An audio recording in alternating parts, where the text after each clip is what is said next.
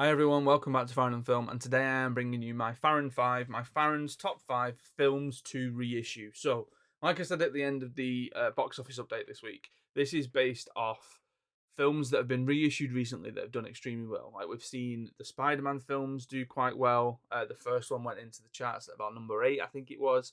Spider-Man 2 went in at 10, Spider-Man 3 just outside the top 10 this week. But then Coraline opening at number 4, as a reissue. So these are things that are happening more and more that people seem to, whatever reason, like the idea of going back into the cinema to see a film that they've not seen before on the big screen, or even revisit a film that they've just not seen in a while as a good excuse to finally go and see that film again. So this week, as I mentioned on the update, we have the Amazing Spider-Man being reissued. We also have the 30th anniversary of Pulp Fiction, which is getting remastered in 4K and released in cinemas. So these are my 5 films that I think if they were reissued in cinemas, I would be there straight away to see it. Whether that is because I think they're a film that is fundamentally cinematic, and I just haven't seen at a cinema. Whether it's a film that I just really love and enjoy and wish has got a little bit more credit, and maybe just something that I think more people should have their eyes on. So my number 5 is David Fincher's Girl with the Dragon Tattoo. Now, I love this film. This is one of the films that, um, weirdly, I would refer to it as a comfort film. I would refer to it as one of those films that if I'm sat downstairs or wherever it is and I'm planning and I'm making lessons and I'm making PowerPoints and I'm making slides for a lesson or I'm doing something, this is a kind of film that I'd put on in the background, similar to something like a Collateral. Now, what I've tried to do with these films is I've tried and strayed away from picking films that I have seen be re-released recently. Whether that's that I went to go and see them, or whether that is that I just know that they seem to do the circuit every now and again. My favourite film of all time is The Dark Knight. That seems to be in the cinema every other weekend. So that's not on this list. That doesn't make sense.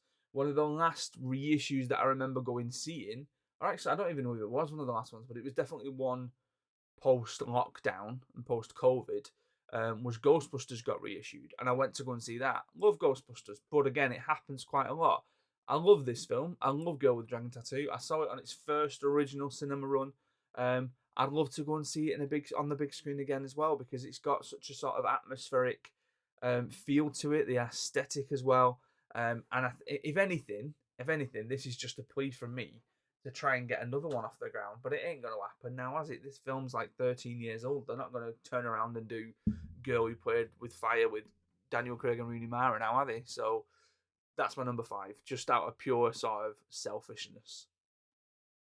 Number 4, another film that I have such an affinity for, Tron Legacy. Now, I know, again, they're not all this recent, okay? We're about to sort of take a bit of a dip into obscure land. For those of you that are watching and paying attention and just thinking, what films is he picking here? There are a number of reasons behind this. One being, selfishly, I did go and see this at the cinema. Me and my wife went to go and see this at the cinema, but it had a December release, and we had that usual post-Christmas cold flu thing, where neither of us really should have been in the cinema watching that film, and we lasted. I don't even think he got into the grid. I think we might have just got into the grid, and I just turned and I saw Amy looking like she was absolutely dying on her backside next to me, and I just said, "Come on, we're just gonna go." So it was only afterwards that I caught up with it on Blu-ray. And I loved it. Again, like I said with the Girl with the Dragon Tattoo, this is one of those films that I could just sit and watch. And there was a summer where I did just sit and watch this a lot. And specifically, the reason why I want this to be reissued is because I want an IMAX reissue of this. And I want an IMAX reissue of this before we get Tron Ares next year. So whether or not that's actually going to happen, if it does, I'll be there. But again, selfishly, I want to see this on the biggest screen that I can possibly see it on in 4K, looking as stunning as it always does. Now, the films that are slightly more obscure that people may have heard of, may not have heard of, or the films that I can't imagine. I know a lot of people who have seen these in the cinema.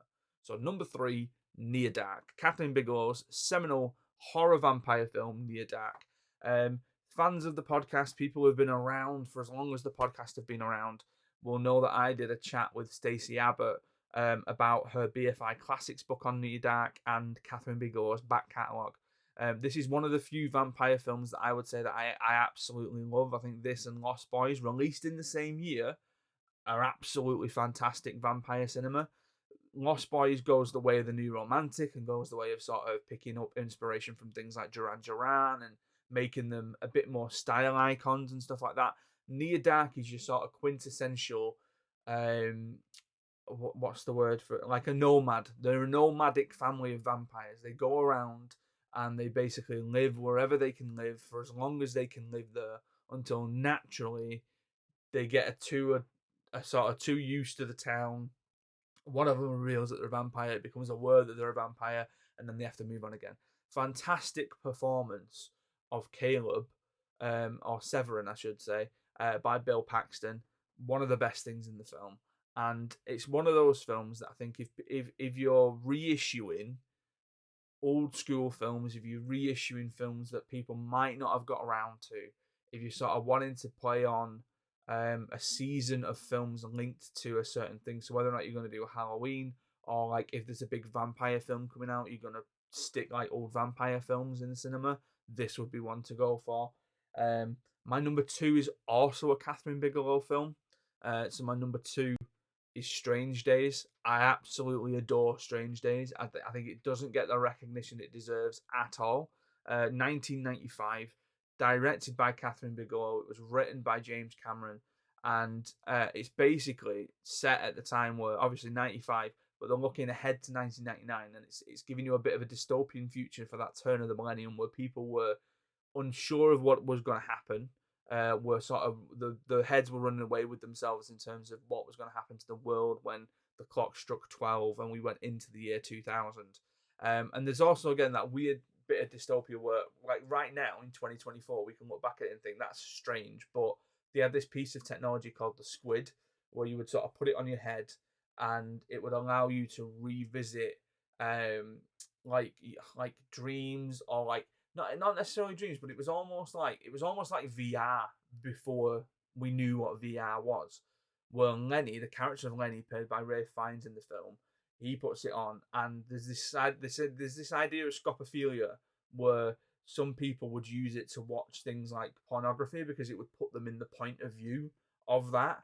But then he has a lot of recordings of his ex-girlfriend or a relationship that he used to be in or memories that he enjoys and things like that, and they basically come on these like little mini discs. But naturally, crime ensues.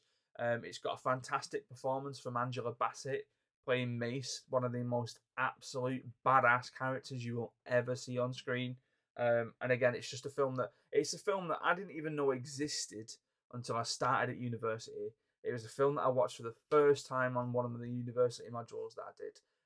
And it's again a film that I absolutely adore. And that if they opened it in the cinemas, I would be there in a heartbeat to go and watch it because again, it is utterly cinematic and it deserves a cinematic release. And my number one is Repo the Genetic Opera. Now, as it says on the poster, an instant cult classic. This is a film that I can imagine the good people at Cultplex showing over and over and over again. This is a film that I can see the good people at the Prince Charles Cinema in London showing over and over and over again. This is the film that I refer to students when I mention it and all that kind of stuff. Paris Hilton's face falls off. Now, this is directed by Darren Lynn Bousman, who I knew from directing Saw 2, 3. I think he did 4, or he did Repo between 3 and 4. And Repo didn't get a release in the UK in cinemas, or at least it wasn't a sort of wide release. It may have been a very limited release. And it was one of them that I really had to try and seek out.